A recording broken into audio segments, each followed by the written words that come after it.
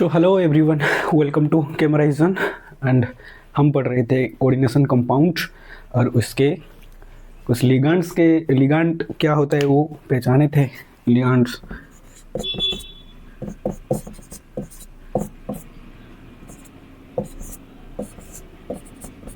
ये complex ion है।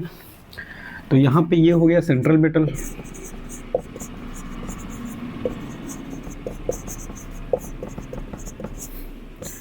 इसको छोड़ के इस स्क्वायर ब्रैकेट के अंदर जो भी है इसको हम लिगांड बोलते हैं। ये हो गया चार्ज और ये टोटल हो गया कोऑर्डिनेशन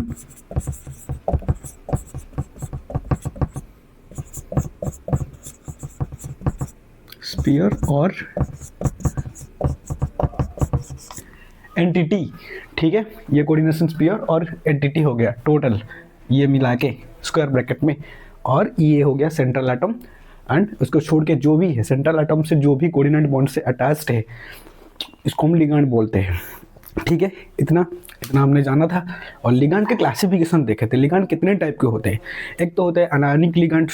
अनायनिक लिगांड जैसे Cn-, OH-, Cl-, जिसमें भी नेगेटिव चार्ज होता है, जो भी लिगांड में नेगेटिव चार्ज होता है वो होता है अनायनिक लिगांड। और जो कैटायनिक लिगांड होते हैं NO+ हो गया, डिसलाइक लिगांड्स, इसको हम बोलते हैं कैटायनिक लिगांड।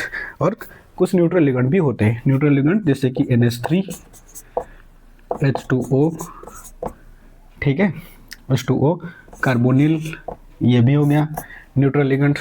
ये हो गया न्यूट्रल, ठीक है, ये हो गया अनायनिक और ये हो गया कैटायनिक। सही है इतना? तो हमने देखा था इसके डेंटिसिटी के बेसिस पे हमने क्लासिफिकेशन देखा था, लिगांड के डेंटिसिटी के बेसिस पे। तो लिगांड के डेंटिसिटी के बेसिस पे हमने देखा था कि मोनोडेंटेट लिगांड,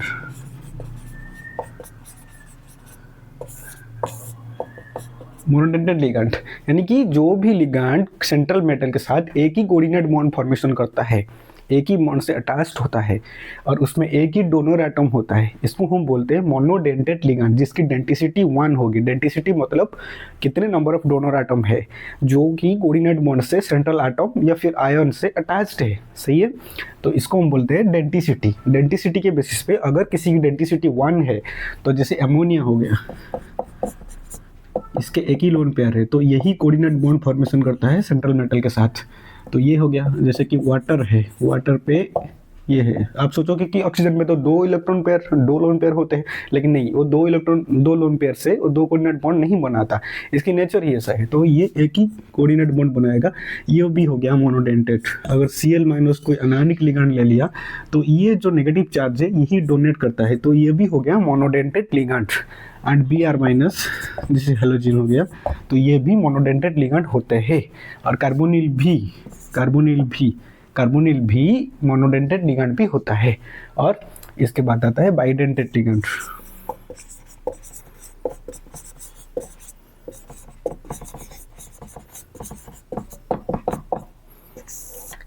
तो बाइडेंटेट लिगांड पे हमने देखा था जैसे इथिलीन डायमीन हो गया,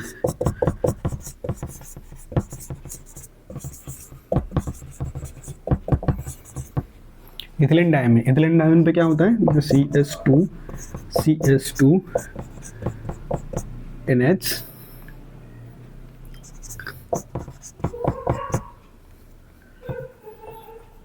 NH2 इथिलीन डायमीन पे 2 नाइट्रोजन एटम है, तो इस पे 2 लोन पेयर है। तो 2 लोन पेयर एक कोऑर्डिनेट बॉन्ड बनाता है मेटल के साथ। सही है। और ऑक्सैलेट आयन, ये हो गया ऑक्सैलिक एसिड। ये ऑक्सैलिक एसिड्स, अगर इसमें से हम H को रिमूव कर दे तो क्या हो जाएगा? इसमें से अगर हम H को रिमूव कर दे तो ऑक्सैलेट आयन हो जाएगा। तो ऑक्सैलेट आयन भी एक नेगेटिव लिगांड होता है।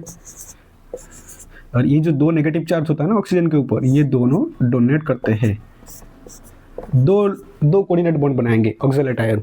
तो ये सब हो गए बाइडेंटेट लिगांड। आगे बहुत सारे एग्जांपल्स देखेंगे जो भी जिसके भी डेंसिटी 2 होते हैं वो उसको हम बाइडेंटेड लिगैंड बोलते हैं। और बाइडेंटेड के बाद पॉलीडेंटेड,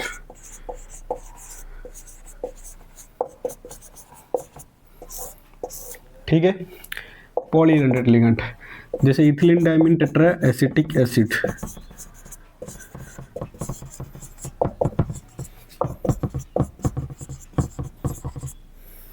टेट्रा एसीटेट,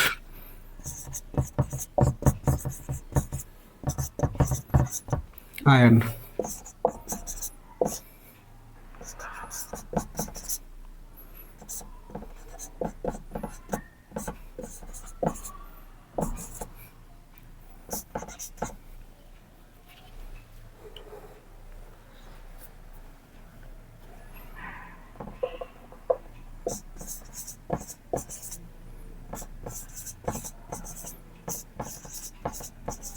अच्छा ये है ईडीटीए। ईडीटीए कॉम्प्लेक्स आयन है, तो इनमें लोन पेयर है, नाइट्रोजन के ऊपर एक एक लोन पेयर है और ये सारे ऑक्सीजन के ऊपर एक एक नेगेटिव चार्ज है। तो ये सारे ऑक्सीजन्स क्या करेंगे, एक एक कोऑर्डिनेट बॉन्ड बनाएंगे मेटल के साथ, और इसके साथ भी ये जो नाइट्रोजन है ना, ये नाइट्रोजन भी एक एक कोऑर्डिनेट बॉन्ड बनाता है। तो ये टोटल डेंसिटी क्या हो गया इसकी,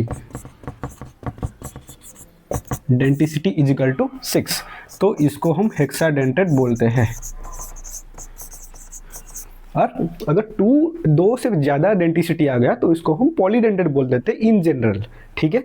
मोनोडेंटेट हो गया, बाइडेंटेट हो गया, स्पेसिफिक, और 2 से ज़्यादा डेंसिटी आया तो हम इसको पॉलीडेंटेट बोल लेते हैं। या तो इसकी डेंसिटी 3 हो सकती है, 4 हो सकती है, 5 हो सकती है, 6 हो सकती है। तो जो भी है, 2 से अगर ऊपर आ गया डेंसिटी तो इसको हम पॉलीडेंटेट बोल देते हैं इन जनरल। तो इथिलीन डायमीन भी एक पॉलीडेंटेट लिगैंड है। तो आगे एग्जाम्पल भी देखेंगे बहुत सारे, जब आगे पढ़ते रहेंगे तो बहुत सारे लिगैंड्स ऐसे देखेंगे, तो उसमें से आप लोग आइडेंटिफाई करना कौन मोनोडेंटेट है, कौन बाइडेंटेट है और कौन पॉलीडेंटेट लिगैंड है। और एक देखा था कि एम्बिडेंटेट,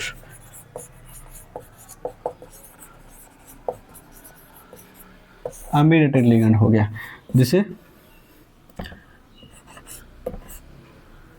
साइनाइड माइनस, ठीक है।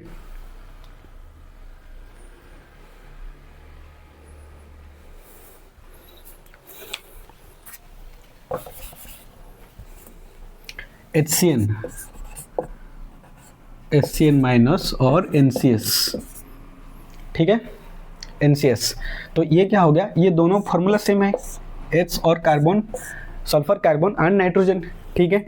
लेकिन क्या होता है इनके केस में, क्या होता है, या तो सल्फर डोनेट करेगा या फिर नाइट्रोजन डोनेट करेगा।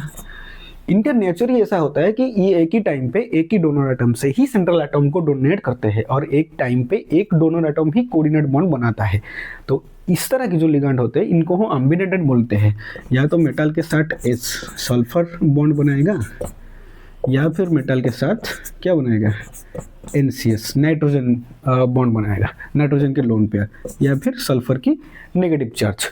तो एक टाइम पे एट ए टाइम एक ही डोनर एटम बॉन्ड बनाता है। तो इस तरह के जो लिगैंड होते हैं इनको हम एम्बिडेंटेट बोलते हैं,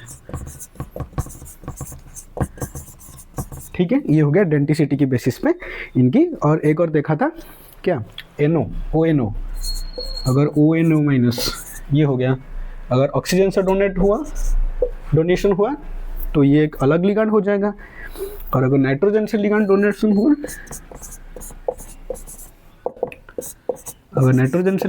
हुआ, तो ये भी एक अलग तरह के लिगैंड हो जाएगा, ठीक है। इसकी जो स्ट्रक्चर है, इसकी जो शेप है, ये अलग अलग हो जाएंगे एम्बिडेंटेट। सब में तो 2 ही ऑक्सीजन है और एक के नाइट्रोजन है, लेकिन एक टाइम पे या तो ऑक्सीजन की जो नेगेटिव चार्ज है ये डोनेट करता है, या फिर एक टाइम पे नाइट्रोजन डोनेट करता है। तो दोनों एक साथ नहीं कर सकते। तो इस तरह के लिगैंड जो एट ए टाइम एक ही डोनर एटम से ही सेंट्रल मेटल को डोनेट करता है, इनको हम एम्बिडेंटेट लिगैंड बोलते हैं on the basis of that density. और एक थर्ड कैटेगरी है इनको क्लासिफाई करने की, क्लासिफिकेशन ऑफ लिगैंड पे, किस बेसिस पे? On the basis of their donation.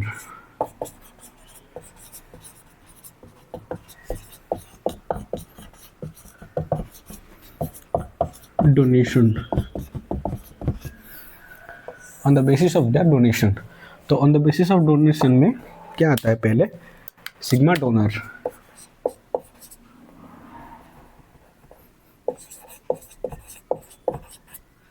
Sigma donor, ठीक है, sigma donor.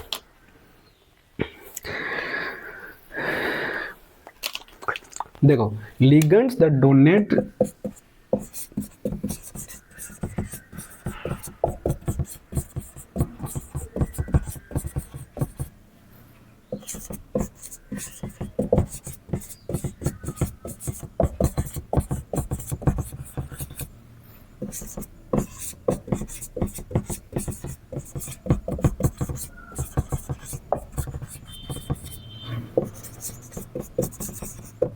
ligand that donates a pair of electron to the central metal to form a sigma bond।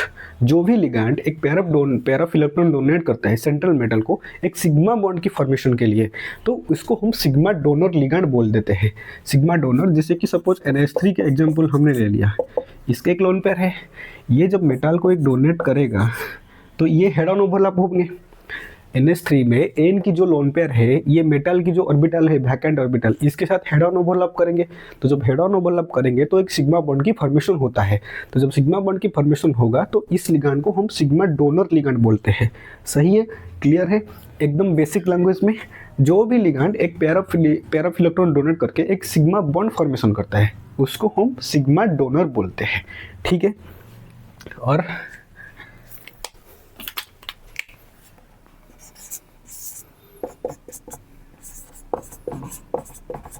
Pi donor ligand भी होते हैं,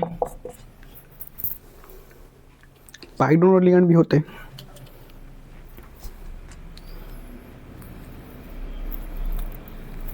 देखो ligands, अच्छा एक और सिग्मा डोनर में बहुत सारे लिगेंड्स होते हैं। सिग्मा डोनर जो होते हैं वो बहुत सारे लिगेंड होते हैं। आप यहाँ पे H2O की एग्जांपल भी ले सकते हो, H2O की एग्जांपल भी ले सकते हो। H2O में क्या होता है, ऑक्सीजन के ऊपर जो लोन पेयर होता है वो एक कोऑर्डिनेट बॉन्ड फॉर्मेशन करता है मेटल के साथ, सेंट्रल मेटल के साथ, और ये जो कोऑर्डिनेट बॉन्ड फॉर्मेशन करता है ये हेड ऑन ओवरलैपिंग से बनता है। केमिकल बॉन्डिंग में पढ़ा होगा, जो भी बॉन्ड हेड ऑन ओवरलैपिंग से फॉर्मेशन होता है इसको हम सिग्मा बॉन्ड बोलते हैं।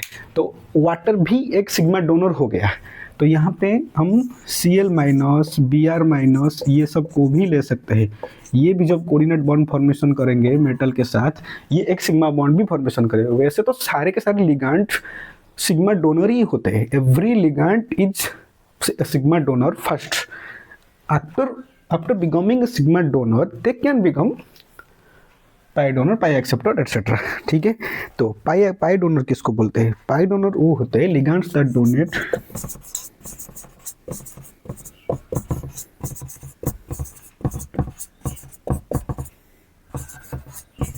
and accept electron pairs through pi bonds, through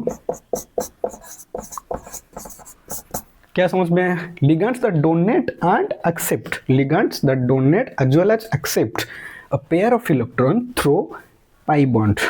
इसका एग्जांपल क्या है? पाई बॉन्ड में क्या होता है? पाई बॉन्ड में मान लो ऐसा एक CH2 डबल बॉन्ड CH2 या फिर CH ट्रिपल बॉन्ड CH, ये एक लिगैंड है।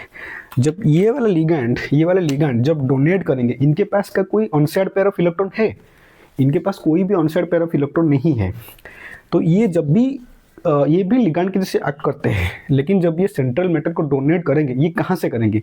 इनकी जो पाई इलेक्ट्रॉन क्लाउड है ना, इनकी जो पाई बॉन्ड है, ये pi bond side wise overlapping करते हैं। इनकी जो पाई इलेक्ट्रॉन क्लाउड है ये क्या करते हैं? उसमें से डोनेट करते हैं सेंट्रल मेटल को। ये कैसे पॉसिबल होगा? इसकी जो थोड़ा डिटेल में जाने की जरूरत नहीं है अभी। जब भी आप हायर क्लासेस में पढ़ते रहोगे केमिस्ट्री में तो धीरे धीरे समझ में आ जाएगा कि इलेक्ट्रॉन क्लाउड क्या होता है, पाई इलेक्ट्रॉन क्लाउड क्या होता है, और वो किस तरह से एक टिल्टेड एक एक ढल जाते हैं सेंट्रल मेटल की तरफ। सेंट्रल मेटल की जो वैकेंट ऑर्बिटल है ना, उनमें कैसे डोनेट करते हैं कि पाई इलेक्ट्रॉन क्लाउड, तो वो धीरे धीरे आगे समझ में आ जाएगा। बस इतना समझ लो, कुछ लिगैंड ऐसे होते हैं ना जिनकी पाई इलेक्ट्रॉन जो क्लाउड होता है, जिनकी पाई इलेक्ट्रॉन, ये पाई बॉन्ड है ना, इनके एक सिग्मा 2 पाई है, यहाँ पे एक सिग्मा एक पाई है, तो इनकी जो पाई बॉन्ड है ना, ये पाई बॉन्ड से 2 इलेक्ट्रॉन मिलके पाई बॉन्ड बनाए हैं। तो इनकी जो पाई बॉन्ड है ना, पाई बॉन्ड की जो इलेक्ट्रॉन क्लाउड है, इलेक्ट्रॉन डेंसिटी है, वो सेंट्रल मेटल की तरफ डोनेट करता है। ठीक है, ये पाई बॉन्ड से ही डोनेट करते हैं। ठीक है, ये लोग पाई बॉन्ड से ही डोनेट करते हैं। जैसे हमने बेंजीन की एग्जांपल ले लिया, C6H6, तो बेंजीन की 3 पाई बॉन्ड है, तो 3 पाई बॉन्ड से किसी भी पाई बॉन्ड से ये सेंट्रल मेटल को डोनेट कर सकता है। ये जो पाई इलेक्ट्रॉन क्लाउड होता है, ये एक डॉटेड स्ट्रक्चर में एक राउंड पे दिखाते हैं ना, तो ये पाई इलेक्ट्रॉन क्लाउड है। तो इसी पाई इलेक्ट्रॉन क्लाउड से जब इलेक्ट्रॉन ढल जाता है सेंट्रल मेटल की तरफ, ये इलेक्ट्रॉन क्लाउड को शिफ्ट करता है सेंट्रल मेटल की वैकेंट ऑर्बिटल की तरफ। तो ये होता है पाई इलेक्ट्रॉन डोनेशन। तो C6H6 भी एक पाई डोनर ही होता है, ये भी पाई डोनर। तो क्या रिजल्ट निकल के आया? रिजल्ट ये आया कि जो भी इलेक्ट्रॉन, जो भी लिगैंड्स होते हैं, अगर वो अपना पाई इलेक्ट्रॉन, अपना पाई बॉन्ड से सेंट्रल मेटल को डोनेट करते हैं इलेक्ट्रॉन, एक पाई इलेक्ट्रॉन पेयर, तो उसको हम पाई डोनर बोलेंगे। तो ये कौन से लिगैंड कर सकते हैं? जिनके पाई बॉन्ड होते हैं, ऑब्वियसली। ठीक है,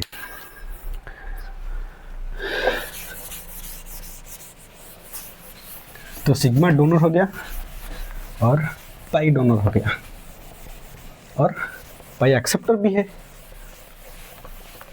पाई एक्सेप्टर भी है ना, पाई एक्सेप्टर।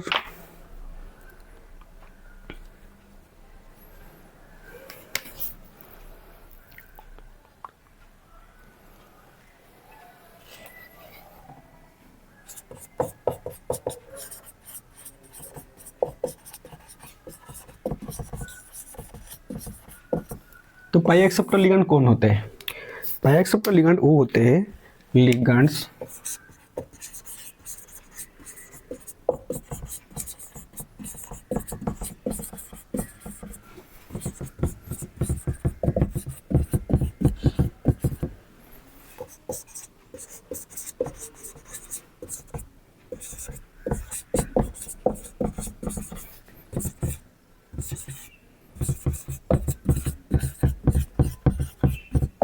also accept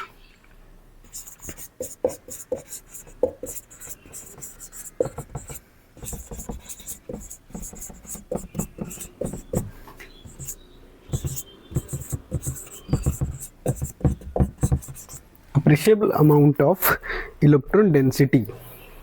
ठीक है,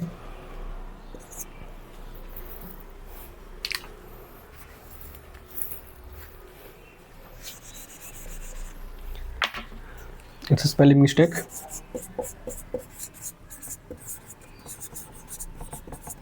appreciable amount of electron density from metal।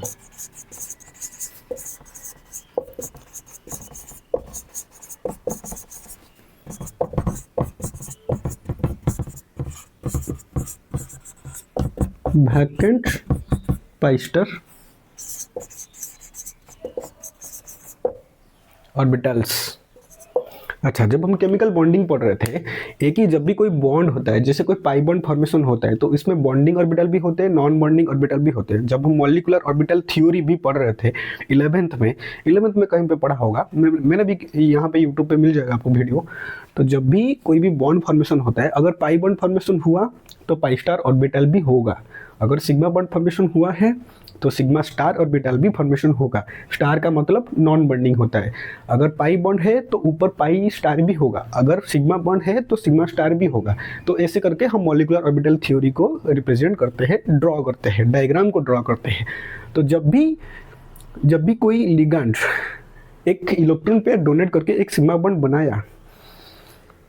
बनाया और उसके कुछ वैकेंट पाई स्टार ऑर्बिटल है, प्रेजेंट है, तो वो क्या करता है, उस वैकेंट पाई स्टार ऑर्बिटल पे वो लिगैंड उस वैकेंट पाई स्टार ऑर्बिटल पे मेटल से इलेक्ट्रॉन वापस ले सकता है, मेटल से इलेक्ट्रॉन डेंसिटी को वापस ले सकता है।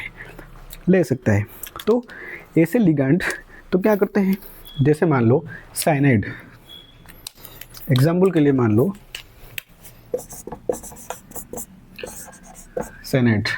तो साइनाइड पे ये होता है C ट्रिपल बॉन्ड, देखो ऐसे होता है C ट्रिपल बॉन्ड N। तो यहाँ पे क्या हो गया, यहाँ पे कार्बन के ऊपर माइनस है, लेकिन जब ये नेगेटिव चार्ज सेंट्रल मेटल को डोनेट करता है तो पहले एक सिग्मा बॉन्ड फॉर्मेशन होगा साइनाइड के केस में, C ट्रिपल बॉन्ड N हो गया। तो यहाँ पे जब कार्बन डोनेट करता है ना सेंट्रल मेटल को, एक लोन पेयर डोनेट करके एक सिग्मा बॉन्ड फॉर्मेशन करेगा, जो कि हेड ऑन ओवरलैपिंग से फॉर्मेशन होगा। ये सिग्मा बॉन्ड फॉर्मेशन हो गया। अब मेटल क्या करेगा, मेटल के पास इलेक्ट्रॉन डेंसिटी आ गया, तो मेटल क्या करेगा, मेटल वापस से उस इलेक्ट्रॉन डेंसिटी को पुश करेगा लिगैंड की तरफ। मेटल के पास ज़्यादा हो गया ना इलेक्ट्रॉन डेंसिटी, उसको ज़रूरत थी लेकिन उसने ले लिया। लेने के बाद यहाँ पे इसकी पाई स्टार, देखो यहाँ पे 2 पाई बॉन्ड है, तो 2 पाई स्टार भी होंगे, ठीक है, पाई बॉन्ड है तो पाई स्टार भी होंगे। Since it had some vacant pi star orbital, तो इसके पास एक वैकेंसी आ गई, किसके पास, इस लिगैंड के पास, साइनाइड माइनस इसके लिगैंड के पास। तो मेटल के पास तो इलेक्ट्रॉन डेंसिटी है ना, क्योंकि इससे ले लिया ऑलरेडी। लेने के बाद क्या करता है, ये कुछ इलेक्ट्रॉन डेंसिटी को, कुछ appreciable amount of electron density को लिगैंड की तरफ रिटर्न पुश करता है, जब लिगैंड की तरफ रिटर्न पुश करेंगे तो ये कार्बन की जो पाई स्टार ऑर्बिटल है उसमें इलेक्ट्रॉन ऐड हो जाएंगे, उसमें इलेक्ट्रॉन शिफ्ट हो जाएंगे। जब इलेक्ट्रॉन शिफ्ट होंगे तो जाहिर सी बात है, जब एक एंटी बॉन्डिंग ऑर्बिटल में, पाई स्टार क्या एंटी बॉन्डिंग है ना, तो जब पाई स्टार में इलेक्ट्रॉन ऐड होंगे तो बॉन्डिंग वीक हो जाएंगे, वैसे मान लो ऐसे यहाँ पे पाए हैं, यहाँ पे पाई स्टार है, just to remind the molecular orbital theory, ठीक है। यहाँ पे इलेक्ट्रॉन है, अगर हम यहाँ पे पाई स्टार पे इलेक्ट्रॉन डालते हैं, इसकी एनर्जी हाई है ना ऊपर, तो पाई स्टार पे इलेक्ट्रॉन डालते हैं तो ये जो पाई बॉन्ड है ना, ये पाई बॉन्ड वीक हो जाता है। जैसे मान लो कि यहाँ पे मेटल जो है, मेटल कार्बन की पाई स्टार में इलेक्ट्रॉन वापस पुश किया, तो यहाँ पे ये जो एक ये ना, ये बॉन्ड वीक हो जाएगा, वीक हो जाएगा। थोड़ा डीप है, आगे समझोगे, जो पाई बैक बॉन्डिंग के बारे में पढ़ोगे आगे तो समझ में आ जाएगा। लेकिन बस ये याद रख लो, कुछ लिगैंड ऐसे होते हैं जो सिग्मा बॉन्ड फॉर्मेशन करने के बाद अपने वैकेंट पाई स्टार ऑर्बिटल में मेटल से इलेक्ट्रॉन डेंसिटी को अट्रैक्ट कर ले लेते हैं, और मेटल भी देता है, क्योंकि मेटल इलेक्ट्रॉन रिच हो गया तो इसकी इलेक्ट्रॉन डेंसिटी को तो वापस लिगैंड की तरफ पुश करता है। सही है, बस इतना। तो इसीलिए इसको पाई एक्सेप्टर लिगैंड बोलते हैं, इसीलिए साइनाइड को पाई एक्सेप्टर लिगैंड बोलते हैं, क्योंकि ये पाई इलेक्ट्रॉन डेंसिटी जो है वो रिटर्न एक्सेप्ट करता है। लेकिन पहले ये सिग्मा बॉन्ड बनाएगा, ठीक है। Every pi acceptor ligand is first of all is a sigma donor, ठीक है। पहले ये सिग्मा डोनर है और उसके बाद जाके ये पाई एक्सेप्टर बना।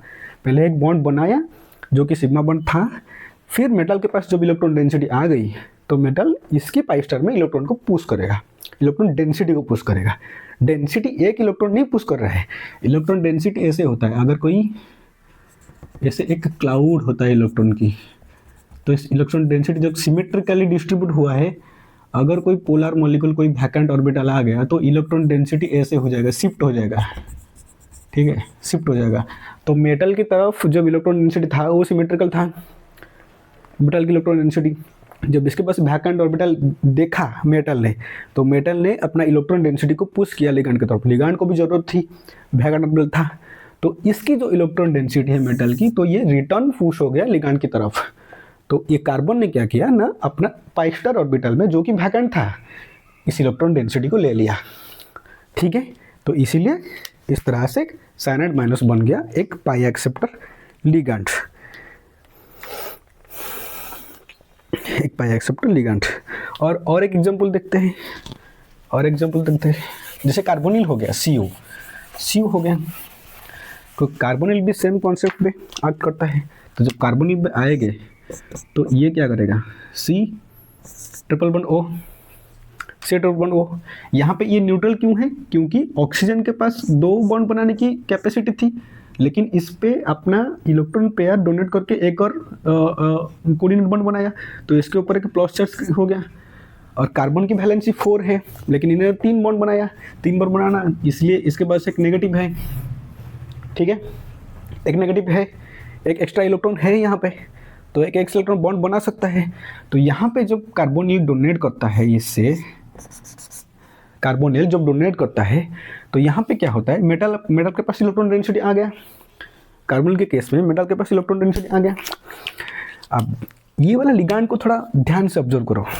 ठीक है, ये वाला जो लिगांड है, यहाँ पे क्या होता है, ऑक्सीजन जो है ये अपना लोन पे डोनेट करके ये वाला बॉन्ड बनाया है। ठीक है, ये जो थर्ड बॉन्ड बना है ना, ये तो नेचुरल वैलेंसी में हुआ है। ये दोनों, ये जो थर्ड बॉन्ड बना है, ये ऑक्सीजन के लोन पेयर को डोनेट करके कार्बन के साथ एक थर्ड बॉन्ड बनाया। तो ये जो टोटल बॉन्ड पेयर है ना, ये ऑक्सीजन की है, इसीलिए तो इसके पास एक पॉजिटिव चार्ज क्रिएट हुआ ना। तो ये चाहेगा, इसको जब भी मौका मिलेगा ये अपना इलेक्ट्रॉन डेंसिटी वापस खींच लेगा, क्योंकि इसके पास एक वैकेंसी क्रिएट हो गई, तो ये वापस खींचना चाहेगा। अब कार्बन के पास एक पाई बॉन्ड फॉर्मेशन ऑलरेडी हुआ है, ये वाला जब हुआ है तो इसकी पाई स्टार भी वैकेंट होगी कार्बन की। थोड़ा सा मतलब मैकेनिज्म समझा रहा हूँ डीप में, अगर समझ में ना आया तो कोई बात नहीं, आगे अच्छे से समझ में आ जाएगा जब जैसे पढ़ते रहेंगे। तो ऐसे कोई भी कॉन्सेप्ट जानने से पहले ज़्यादा स्ट्रेस लेने की ज़रूरत नहीं है। थोड़ा मैंने बताया ना, यहाँ पे हम थोड़ा लेमन टर्म में समझते हैं चीज़ों को। ठीक है, जिसको कोई नहीं आता वो भी समझ सकता है, कुछ नहीं आता जिसको। ठीक है, तो ये जो बॉन्ड है ये कम्प्लीटली ऑक्सीजन की है, तो ऑक्सीजन चाहेगा ये वाला बॉन्ड पेयर को अपनी तरफ खींचने की, और इसके पास तो वैकेंट पाई स्टार ऑर्बिटल है ही।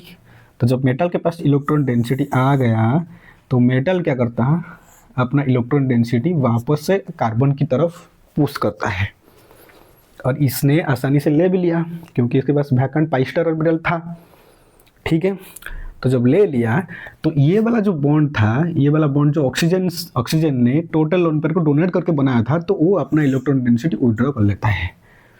ठीक है, तो हमें देखने को क्या मिलता है, जब एक बन गया सिग्मा बॉन्ड कार्बोनिल के पास, ऐसे बना था, और अभी भी कार्बन के ऑक्सीजन के ऊपर पॉजिटिव चार्ज है, ये पहले बन गया, एक सिग्मा बॉन्ड बन गया, carbonyl is fast a sigma donor, sigma bond बना दिया। लेकिन वापस उसके बाद जब मेटल ने वापस डोनेट किया कार्बन, तो ये वाला जो पॉजिटिव चार्ज हट गया, तो ये कन्वर्ट हो गया किस में, ये कन्वर्ट हो गया ऐसे डबल बॉन्ड में, तो C डबल बॉन्ड O, तो ऑक्सीजन न्यूट्रलाइज हो गया, कार्बन को 4 बॉन्ड चाहिए थे, बन गया, और सबकी वैलेंसी सेटिस्फाइड, सब खुश। इसीलिए कार्बन की सेटिस्फाइड, ऑक्सीजन की सेटिस्फाइड, और मेटल की भी सेटिस्फाइड। ठीक है, मेटल वापस से इलेक्ट्रॉन डेंसिटी डोनेट करता है। कौन सा इलेक्ट्रॉन, ना पाई इलेक्ट्रॉन, जो अपना पाई इलेक्ट्रॉन डेंसिटी था मेटल की, वो कार्बन की तरफ पुश करता है, डोनेट करता है, और ये जो ऑक्सीजन है अपना इलेक्ट्रॉन डेंसिटी खींच लेता है। तो ये जो ओवरऑल लिगांड है ये इस तरह के रहता है, इस तरह, in this format, it exist in this format. Okay, so यहाँ पे कार्बोनिल भी एक पाई एक्सेप्टर लिगांड है। तो कुछ इस तरह के लिगांड होते हैं जो पहले सिग्मा बॉन्ड बनाने के बाद अपने वैकेंट पाई स्टार ऑर्बिटल में इलेक्ट्रॉन डेंसिटी को सेंट्रल मेटल से खींच लेते हैं। इनको हम पाई एक्सेप्टर लिगांड बोलते हैं, लेकिन वो पहले सिग्मा डोनर है, जरूर है, सिग्मा डोनर है। सिग्मा डोनर होने के बाद इन्होंने पाई एक्सेप्टर बना। ठीक है, तो हमने क्या सीखा, सिग्मा डोनर देखा, पाई डोनर देखा, और पाई एक्सेप्टर भी देखा। ये हो गया on the basis of that donation. तो फिर हमने जो कुछ टर्म्स पढ़ रहे थे, उस टर्म में पहला था सेंट्रल मेटल, फिर कोऑर्डिनेशन एंटिटी था, और लिगांड देखा था। तो लिगांड के क्लासिफिकेशन भी हमने देख लिया। ठीक है, अब हम जानेंगे कोऑर्डिनेशन नंबर क्या होता है। कोऑर्डिनेशन नंबर, तो what is coordination number, what do you understand, what do you mean by coordination number. ठीक है, तो कोऑर्डिनेशन नंबर ये होता है, it is the number of coordinate bond formed with the central metal और ion by the ligand. ठीक है, अब हम क्या देखेंगे, कोऑर्डिनेशन नंबर। ये हम कुछ टर्म्स पढ़ रहे हैं, जैसे लिगांड समझ लिए, सेंट्रल मेटल समझ लिए। ठीक है। वैसे कोऑर्डिनेशन नंबर भी एक टर्म होता है कोऑर्डिनेशन कंपाउंड में, कोऑर्डिनेशन केमिस्ट्री में बहुत बार इसको इसके नाम सुनने को मिलेगा। तो ये बेसिकली होता है it is the number of coordinate bond, it is the number of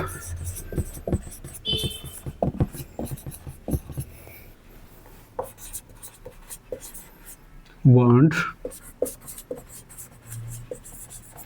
it is the number of coordinate bond formed with the central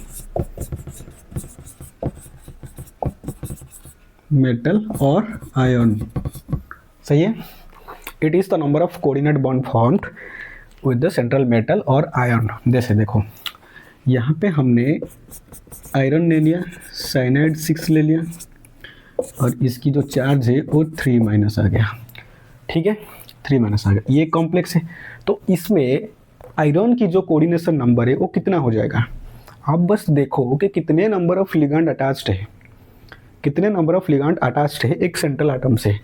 यहाँ पे 6 लिगैंड है और उसके बाद ये देखो कि जो लिगैंड अटैच्ड है वो मोनोडेंटेड है या बाइडेंटेड है, वो कितने कोऑर्डिनेट बॉन्ड बनाते हैं, एक लिगैंड कितने कोऑर्डिनेट बॉन्ड बनाता है ये देखो। इसके बाद जाके कोऑर्डिनेशन नंबर का पता चलेगा। तो पहला स्टेप क्या है, पहला स्टेप है यहाँ पे 6 कोऑर्डिनेट, 6 लिगैंड्स। ठीक है, और ये जो लिगैंड है दूसरा स्टेप में हमने क्या देखा, ये जो लिगैंड है साइनाइड माइनस, ये है मोनोडेंटेड।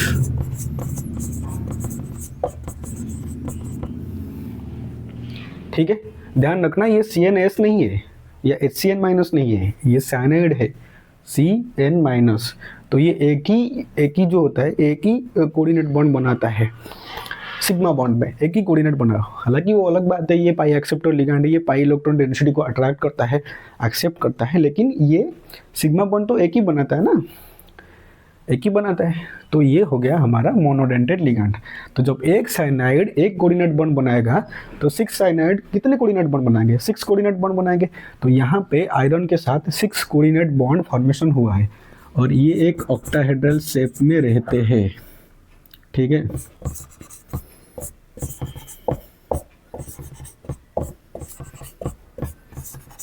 ऐसे 6 साइनाइड माइनस यहाँ पे रह गए।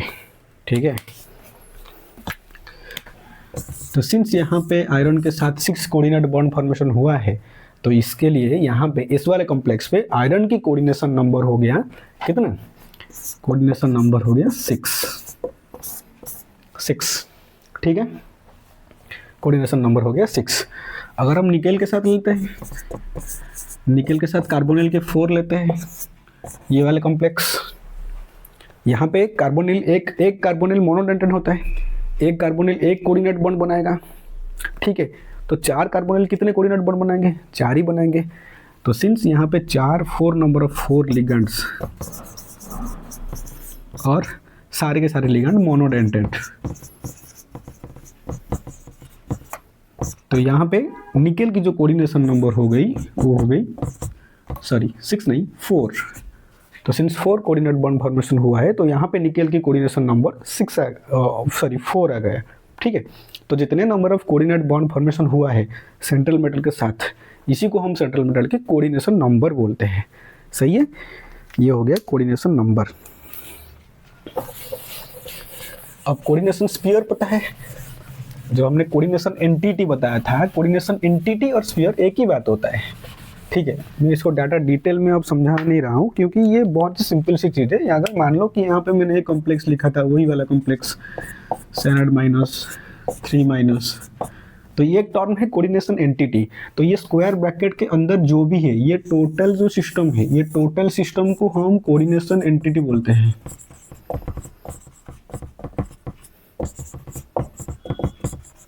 और कोऑर्डिनेशन स्फीयर भी बोलते हैं।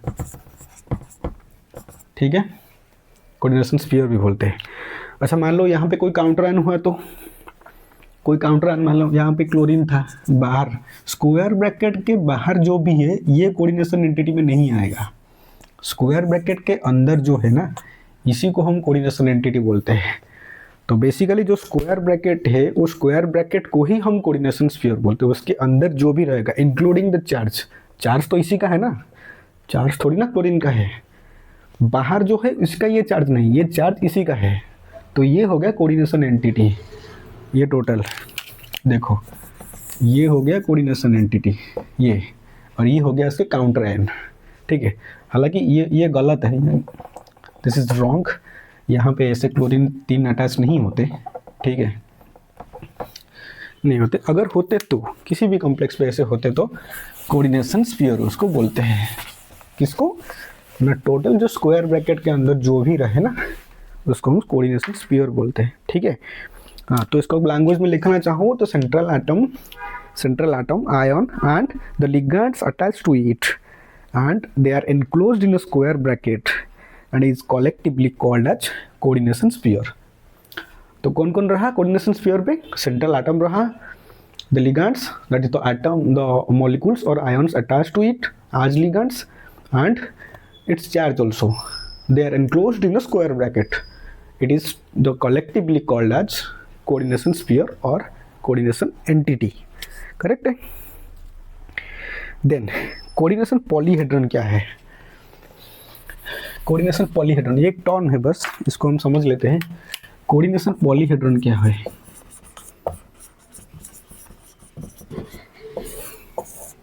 ठीक है, मैंने जो वर्नर्स कोऑर्डिनेशन थियरी बताया था तो वहाँ पे बताया था जो भी ये कोऑर्डिनेट बॉन्ड बनेगा सेंट्रल मेटल के साथ, इनकी नेचर डायरेक्शनल होता है, इनकी कुछ डायरेक्शनल प्रॉपर्टी होते हैं। ये जो बॉन्ड है एक स्पेसिफिक डायरेक्शन में स्पेस में अरेंज होकर रहते हैं। ठीक है, तो जब अपने आप अरेंज होंगे, जैसे हम बीएससी पेयर थ्योरी में पढ़े थे ना, जो बॉन्ड बनते हैं कोवैलेंट बॉन्ड वो स्पेस में अरेंज होकर रहते हैं, उनके डायरेक्शनल प्रॉपर्टी भी उनकी भी होते हैं। तो वैसे ही यहाँ पे जो कोऑर्डिनेशन केमिस्ट्री में जो कोऑर्डिनेट बॉन्ड बनता है इनकी भी कुछ डायरेक्शनल प्रॉपर्टी होते हैं। तो वैसी से इन्होंने क्या किया, इन्होंने स्पेस में एक स्पेसिफिक डायरेक्शन में अटैच होकर रहते हैं।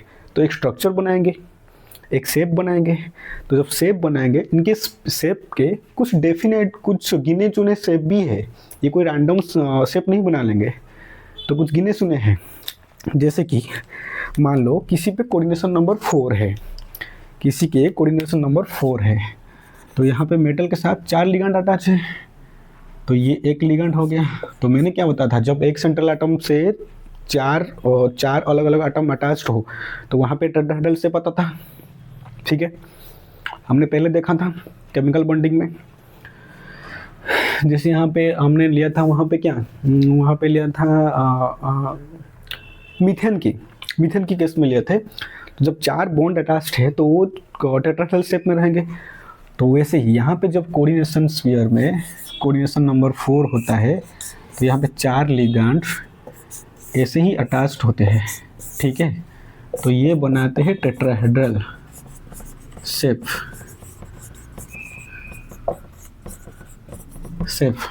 सही है। तो ये जो टेट्राहेड्रल शेप आया इसको हम बोलते हैं पॉलीहेड्रन। वैसे ऑक्टाहेड्रल भी पॉलीहेड्रन है, स्क्वायर प्लानर भी पॉलीहेड्रन है, स्क्वायर पिरामिडल भी पॉलीहेड्रन है। ये जो सब हम स्ट्रक्चर, ये जो शेप की नेम्स है ना, इनको हम पॉलीहेड्रन बोलते हैं क्योंकि इनमें एक से ज़्यादा एटॉम्स, एक से ज़्यादा स्पेसिस इन्वॉल्व है, इसलिए हम इसको पॉलीहेड्रन बोलते हैं और मोनोहेड्रन नहीं बोलते हैं। ठीक है, पॉलीहेड्रन बोलते हैं। और ये सिमेट्रिकल होता है, कुछ अनसिमेट्रिकल भी होता है। इनकी ये डेफिनेट शेप में अरेंज होते हैं। इनकी जो शेप्स की जो नेम्स है, जैसे टेट्राहेड्रल हो गया, ऑक्टाहेड्रल हो गया, और स्क्वायर प्लानर हो गया, स्क्वायर पिरामिडल हो गया, ट्रिगोनल बाई पिरामिडल हो गया, जो भी है ये सबको हम पॉलीहेड्रन बोलते हैं। तो जब कोऑर्डिनेशन पॉलीहेड्रन मतलब ऐसे पॉलीहेड्रन जिनमें कोऑर्डिनेट बॉन्ड बनाता है। ठीक है, जिनमें कोऑर्डिनेट बॉन्ड होता है, कोऑर्डिनेट बॉन्ड बना के ये एक डेफिनेट शेप को अटेन करते हैं। तो इनको हम बोलते हैं कोऑर्डिनेशन पॉलीहेड्रन। तो ये टेट्राहेड्रल पॉलीहेड्रन हो गया। अगर हम 6 कोऑर्डिनेशन नंबर लिए, अगर 6 लिगेंड अटैच है तो वो कैसे रहेंगे? एक ऊपर रहेगा, देखो एक ऊपर रहेगा और एक नीचे। ठीक है, और एक प्लेन में 4 रहेंगे, चारों एक ही प्लेन में रहेंगे, जिसे हमने देखा था ना केमिकल बॉन्डिंग में, इस तरह की। तो ये भी ऑक्टाहेड्रल शेप आ गया, ये भी एक कोऑर्डिनेशन पॉलीहेड्रन है। ठीक है, ठीक है, क्योंकि यहाँ पे कोऑर्डिनेट बॉन्ड से बॉन्ड फॉर्मेशन होता है लिगैंड्स और मेटल के बीच में, तो इसलिए हम इसको कोऑर्डिनेशन पॉलीहेड्रन बोलते हैं। ये भी पॉलीहेड्रन है, टेट्राहेड्रल भी है और ऑक्टाहेड्रल भी है। अच्छा, अगर हम मेटल के साथ 4 ले लें तो 4 ले लें तो चारों एक ही प्लेन में रहेंगे, 4 लिगैंड ऐसे रहेंगे, तो स्क्वायर प्लानर बन जाएगा ना, स्क्वायर प्लानर, स्क्वायर प्लानर। तो ये भी एक कोऑर्डिनेशन पॉलीहेड्रन है। सही है, पॉलीहेड्रन। और क्या क्या शेप पता है, और क्या क्या शेप पॉसिबल है? टेट्राहेड्रल हो गया, ऑक्टाहेड्रल हो गया और स्क्वायर प्लानर भी हो गया। जैसे और क्या क्या पॉलीहेड्रन पता है? ट्रिगोनल बाइपिरामिडल होता है, जब कोऑर्डिनेशन नंबर 5 होता है, जब 5 लिगैंड अटैच होता है सेंट्रल एटम से, तो ट्रिगोनल बाइपिरामिडल बना देंगे। अगर कोऑर्डिनेशन नंबर 5 हुआ तो, if coordination number 5 then metal यहाँ पे रहा। ठीक है, तो 3 लिगैंड तो ऐसे ही अटैच हो गए एक प्लेन पे। ठीक है, और क्या होगा? और जो 2 लिगैंड रहे, ये एक नीचे एक ऊपर, तो 5 लिगैंड ऐसे अरेंज हो गए रहेंगे। तो ये भी एक कोऑर्डिनेशन पॉलीहेड्रन है। इसकी नाम है ट्रिगोनल बाइपिरामिडल। ये सब कुछ नया नहीं है आपके लिए, क्योंकि 11th में पढ़ा होगा। कोऑर्डिनेशन केमिस्ट्री जो 12th में आता है ना, तो 11th में ये सब पढ़ा होगा। ये जो शेप के नेम होते हैं, इनको सिंस ये कोऑर्डिनेशन कंपाउंड में होते हैं, कोऑर्डिनेशन कंपाउंड में भी ये वाले शेप होते हैं, तो इनको हम कोऑर्डिनेशन पॉलीहेड्रन बोल देते हैं। सिंपल सी बात है, कोई कॉम्प्लेक्सिटी नहीं है इसमें। ट्रिगोनल बाइपिरामिडल, ट्रिगोनल बाइपिरामिडल भी होगा। और यहाँ पे स्क्वायर पिरामिडल भी हो सकता है। अगर मेटल के साथ चारों लग गए, चारों लिगैंड ऐसे एक प्लेन में लग गए, एक स्क्वायर प्लानर फॉर्मेशन कर दिया, और 5वां लिगैंड जो है वो ऊपर है, तो ये एक स्क्वायर पिरामिड हुआ ना, स्क्वायर पिरामिडल। तो ये भी है स्क्वायर पिरामिडल, ये भी एक कोऑर्डिनेशन पॉलीहेड्रन है, स्क्वायर पिरामिडल। सही है, तो क्या क्या देखा? टेट्राहेड्रल देखा है, ऑक्टाहेड्रल देखा है, स्क्वायर प्लानर देखा, स्क्वायर पिरामिडल देखा और ट्रिगोनल बाइपिरामिडल भी देखा। ये सारे जो शेप्स होते हैं, डेफिनेट शेप्स कोऑर्डिनेशन कंपाउंड का, इनको हम कोऑर्डिनेशन पॉलीहेड्रन बोलते हैं। बस this term is also cleared. इसके बाद क्या टर्म है?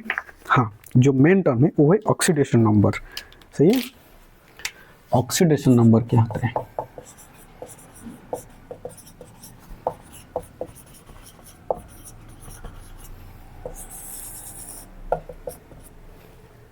धीरे धीरे जाएंगे आगे, नोमेनक्लेचर भी है, उसमें थोड़ा सा बहुत सारे क्वेश्चंस आएगा।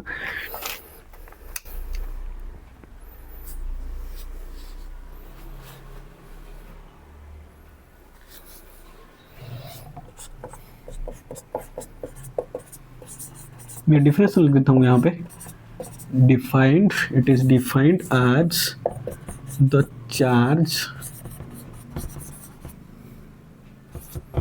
Of the central metal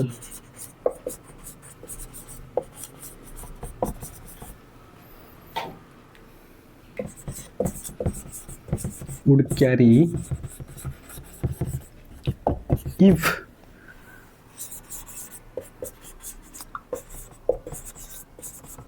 all the ligands and electron pairs donated by them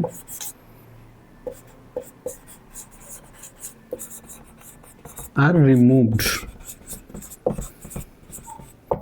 किसी भी कोऑर्डिनेशन कॉम्प्लेक्स से अगर हम लिगैंड को और लिगैंड के द्वारा शेयर किए हुए इलेक्ट्रॉन पेयर को रिमूव कर दे, तो सेंट्रल मेटल के पास जो भी चार्ज बचता है, इनको हम उस सेंट्रल मेटल की कोऑर्डिनेशन नंबर बोल देते हैं। सही है, कोऑर्डिनेशन नंबर बोल देते हैं। जैसे कि एग्जाम्पल के लिए, अगर हम आयरन के साथ वाटर को ले लें, होल 6 और इनके ऊपर होल चार्ज 3+ है, यहाँ पे अगर हम 6 वाटर है इनको रिमूव कर दें, वाटर तो न्यूट्रल होता है, इनकी तो कोई चार्ज नहीं होता। ठीक है, अगर हम इनको रिमूव कर दें तो यहाँ पे होल चार्ज कितना आ जाएगा, 3+ ही रहेगा, क्योंकि ये न्यूट्रल है, इनके कोई चार्ज नहीं होते, न्यूट्रल मॉलिक्यूल है ना, तो न्यूट्रल मॉलिक्यूल को रिमूव करने के चार्ज से कोई फर्क नहीं पड़ेगा। तो यहाँ पे अगर हम इन वाटर को रिमूव करते हैं तो यहाँ पे बचता कौन है, Fe3+। तो ये जो 3+ है ये हो गया आयरन की ऑक्सीडेशन नंबर। सही है। एक और एग्जांपल लेते हैं इसी आयरन की। अगर यहाँ पे एक अनायनिक लिगांड लगा दे X-, ऐसे कुछ कॉम्प्लेक्स है 3-, तो यहाँ पे क्या करना, जैसे हमने बेसिक में पढ़ा था ना, ऑक्सीडेशन नंबर निकाले थे किसी भी, यहाँ पे तो मैंने नहीं कहा, शायद 11th में होगा। तो ऑक्सीडेशन नंबर कैसे निकालते हैं, ये वाले जो लिगांड को हटा दो, ये वाले लिगांड को हटा दो, तो एक सियानाइड के ऊपर कितना चार्ज है, 1 नेगेटिव, -1, तो 6 सियानाइड पे -6 होगा। तो यहाँ पे टोटल कॉम्प्लेक्स का चार्ज कितना है, -3। तो हमें निकालना है आयरन की चार्ज, आयरन की जो इमेजिनरी चार्ज होते हैं after removing all the ligands, all the cyanides. ठीक है।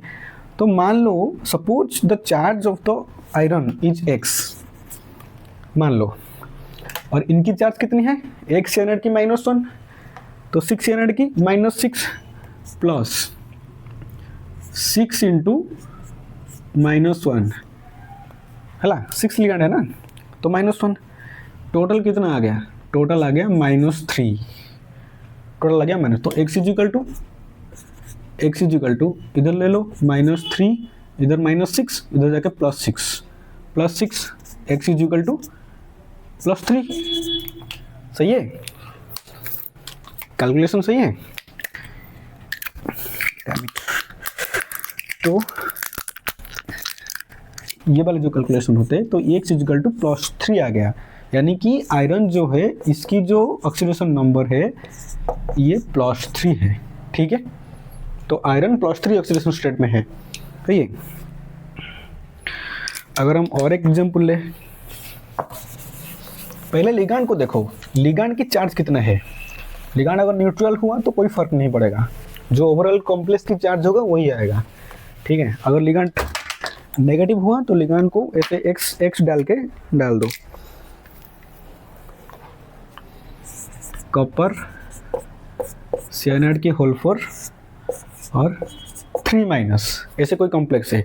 यहाँ पे कॉपर की ऑक्सीडेशन स्टेट कैसे निकालना है, ऐसे निकालना है। Let's suppose the oxidation number of copper is X, इसको X मान लो। तो अगर X मान लिया तो एक साइनाइड की कितनी है, -1, तो हमें 4 साइनाइड की -1 निकालनी होगी। तो 4 इंटू -1, टोटल कितना आ गया, टोटल हमारा चार्ज जो है वो -3 है, -3। तो x इजिकल टू कितना, x -4 इजिकल टू -3, तो x is equal to -3 + 4 is equal to +1, और x इजिकल टू +1। ठीक है। तो यहाँ पे कॉपर जो है वो Cu+1 स्टेट में ही है। तो oxidation number of copper in this complex is +1। Oxidation number पे साइन मेंशन करना बहुत ज़रूरी होता है, ऐसा नहीं कि 1 बोल दो। ठीक है। +1 ही बोलना है। ऑक्सीडेशन नंबर पे साइन हमेशा मेंशन करना, +1 बोलना है। सिर्फ 1 नहीं होता, सिर्फ 2 नहीं होता, सिर्फ 3 नहीं होता, +1 +2 +3, या फिर -1 -2 और -3। तो साइन मेंशन करना बहुत ज़रूरी होता है। सही है।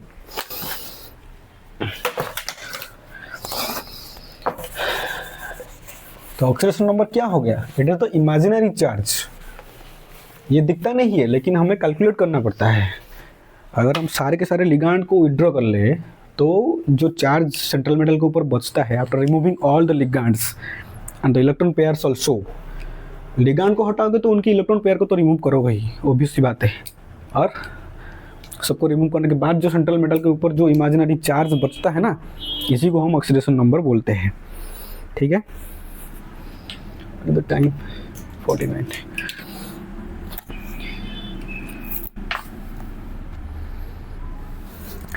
अगर हम यहाँ पे ये ले, कोबाल्ट की कॉम्प्लेक्स ले ले, NH3 ले ले और +3 ले ले, 3+। ठीक है। 3+ ले लिया। तो यहाँ पे क्या करना है,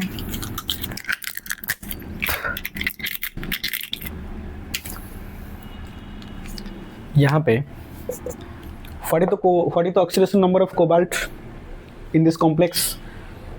तो यहाँ पे suppose the oxidation number of cobalt is equal to x.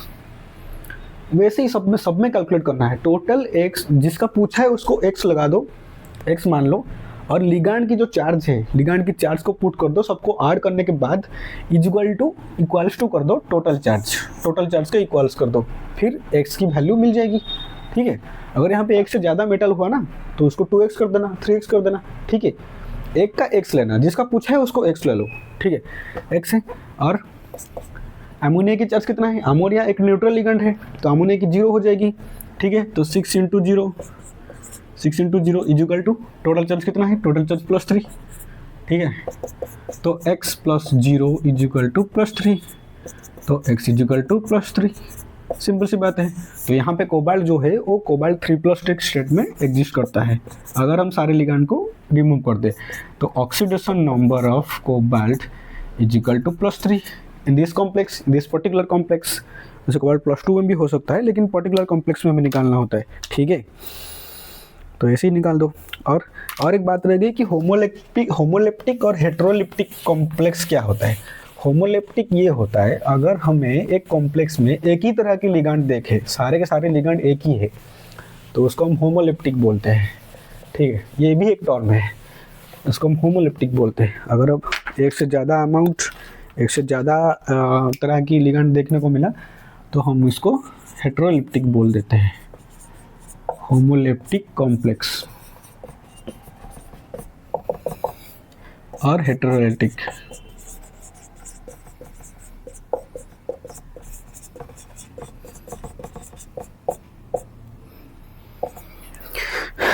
तो ये क्या होता है?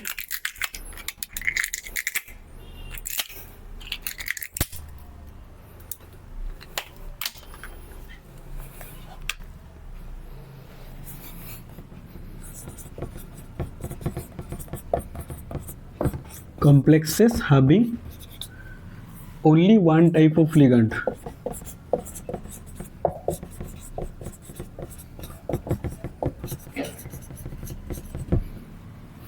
यहाँ पे क्या होगा? कॉम्प्लेक्सेस हैविंग, इसका अपोजिट होगा ऑब्वियसली, इतना तो समझ में आता है ना। Having different type of ligand.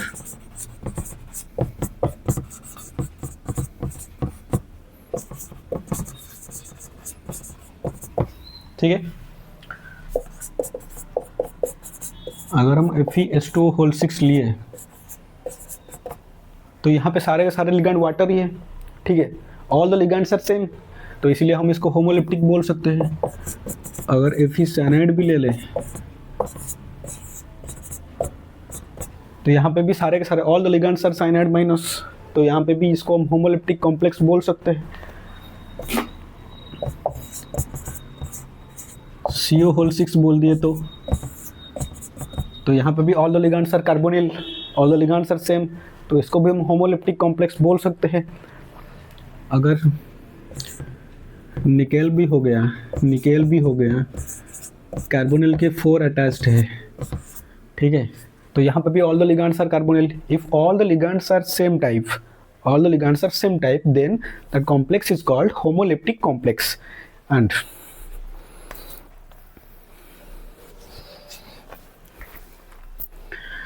अगर हम कोबाल्ट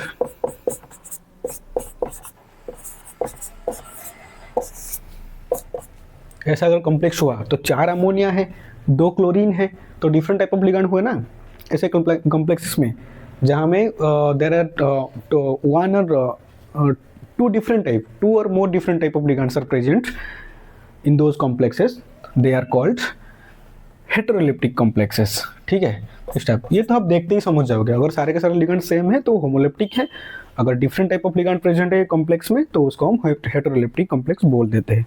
सही है, देखते ही पहचान जाओगे, ये नॉट एन इशू। ठीक है,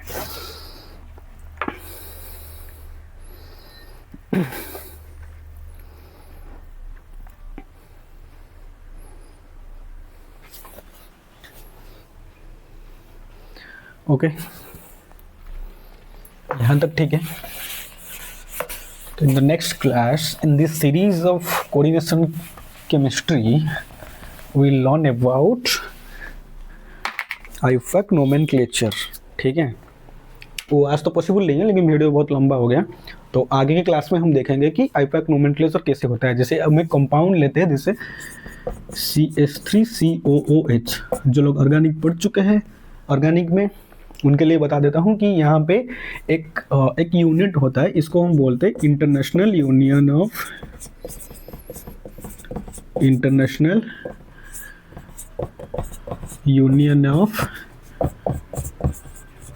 प्योर एंड अप्लाइड केमिस्ट्री, ठीक है। इनको हम शॉर्ट में आईयूपैक भी बोल देते हैं, IUPAC भी बोल देते हैं, international union of pure and applied chemistry. तो यही वो यूनिट होता है, यही ऑर्गेनाइजेशन होता है जो सारे के सारे केमिकल कंपाउंड की एक फिक्स्ड रूल को फॉलो करके नेमिंग करता है, जो कि यूनिवर्सल है। It is accepted across the universe, ठीक है। सारे कंट्रीज में ये सारे नेम्स एक्सेप्टेड है। जो साइंटिफिक कम्युनिटी होते हैं, केमिकल जो केमिस्ट्री की कम्युनिटी होता है, ये सारे के सारे ये यूनिवर्सल नेम को एक्सेप्ट करते हैं, the name given by IUPAC IUPAC, ठीक है। तो हर एक कंपाउंड की एक नेमिंग होता है। जैसे यहाँ पे ये हो गया ना, तो यहाँ पे 2 कार्बन है, तो यहाँ पे हम इसको इथानोइक एसिड बोल देते हैं, इथानोइक एसिड। ये तो हो गया कॉमन नेम, ठीक है, ये हो गया कॉमन नेम।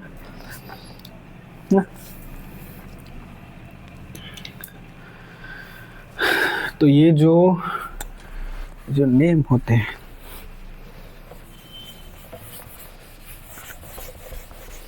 तो ऐसे ही कोऑर्डिनेशन कंपाउंड के भी आईयूपैक नोमेनक्लेचर होता है। तो अगले वाले क्लास में हम देखेंगे कोऑर्डिनेशन कंपाउंड की IUPAC नोमेनक्लेचर, ठीक है। तब तक के लिए कीप लर्निंग, बाय बाय।